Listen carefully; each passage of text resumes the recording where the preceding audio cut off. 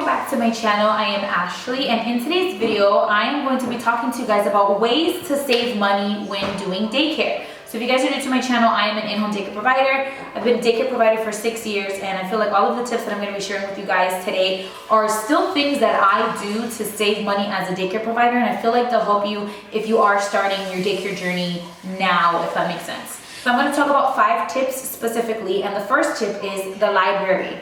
So I don't know about you guys, but I felt like when I had my daycare, I needed to have like this huge selection of books, and that's not the case. Now that I've been doing daycare for a long time, I have my own curriculum, and the curriculum is like themes. So for example, let's say next month for June, I'm doing beach themed. So I'll go to the library and I'll get books that have to do with the beach theme. Now before, I felt like I needed to buy books that were themed around my theme. And that's just like a lot of money, especially if you want to get like 5, 6, 7 books. You can go to the library, and I think it's like 30 books or 20 books. I forget how many it is, but you can take them and you can get them for free, and you can use them in your program.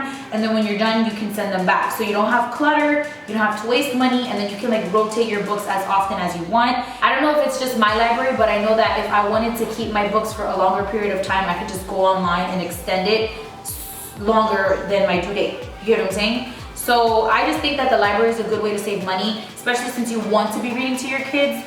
It can be expensive if you want to buy books all the time, if your kids get tired of them, but the library is a free, cheap way to have a lot of books that you can rotate and alternate. You just want to be careful, because if your kids rip a page, you might have to pay for that. So the next thing that I have as a tip to save money when doing daycare is Google things. Now, what I mean by Google things is Google worksheets, Google things that you can use in your program for your kids, Google things when it comes to like crafts. There's a lot of things that you can just Google and get answers to. So I also like to use, I think it's called Twisted Noodle.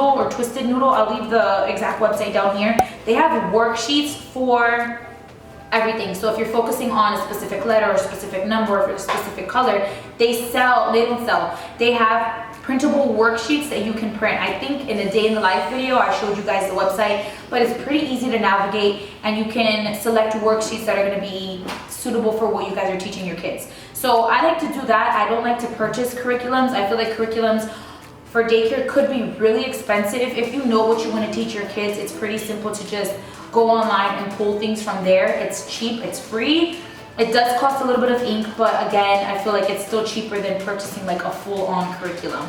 And then not for nothing, sometimes curriculums move too fast for small kids, and I just feel like if you Google things and you build it on your own, it's going to be a little bit better if you do it that way. My next piece of advice is to kindly ask parents for supplies. I just recently started doing this about 2 years ago, I want to say it is. So I just kindly ask parents for supplies. I always have parents that are asking me, Ashley, is there anything that you need for the kids? Hey Ashley, let me know if there's anything you need for the kids. Take advantage of that situation and let them know about specific things that you need. So things that I ask for are permanent markers, paint, plain white printer paper, all of that stuff. I'll just make a list, and the parents are not required to do it, but I make a list and I let them know, like, if you guys want to donate anything, donate these items.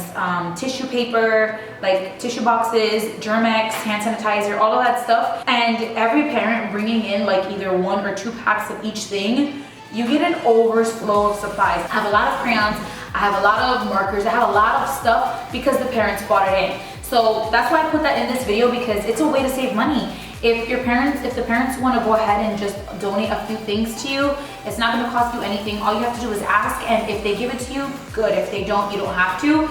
If you don't like to verbally ask them, maybe put it in your newsletter. You can add like a little section saying, hey parents, you guys watch my newsletter videos, but if you guys want to add that in your newsletter, you can just tell your parents that, you know, the kids are running low on some supplies. If you guys would like to donate them, you can. And then give them like a deadline and let them know that you're gonna purchase the things after this date, but they have until this date to get it to you, so that they don't feel like they have to give it to you, but you know that if you don't get it by this date, you're gonna need to buy it because nobody's gonna bring it to you, if that makes any sense. And then my last piece of advice to you guys to save money doing daycare is to make your own curriculum.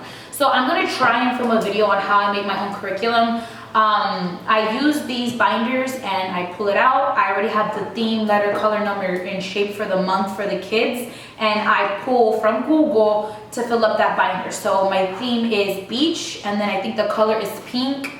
The letter is Z and A, so I'll pull worksheets and I'll make things based off of that to teach the kids, and that's my curriculum. So I think that kids learn no matter what. Every experience that the kids have, you could turn into a learning experience, whether they're playing. So I like to make my own curriculums, and again, I'm gonna see if I can film a video for you guys on how I actually make my curriculum and how I put it together and help the kids with the different skills that I would like them to master before they leave to VPK, if that makes sense. So those are the 4 tips that I have for you guys when it comes to saving money doing daycare. I hope that this video was helpful. If you guys have any other pieces of advice or suggestions, leave them down in the comments below so that I can check them out, because I'm always trying to save money. And yeah, so thank you guys so much for watching. Please subscribe to my channel if you guys have not already, and I will see you guys in my next video.